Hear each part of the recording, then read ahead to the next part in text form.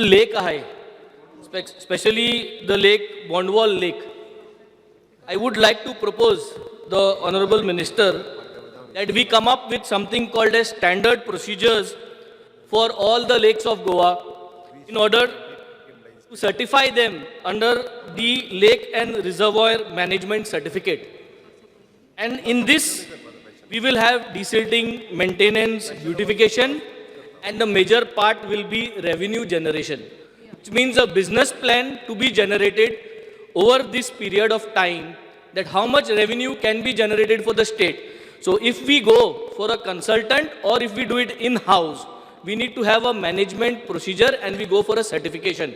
I think in this way, Speaker Sir, we will able to club and bring all the lakes of Goa under one platform for management, for beautification and revenue generation. I would like you to give this assurance. If you are able to give this assurance today, then it will be a big boost for the environment, for the state.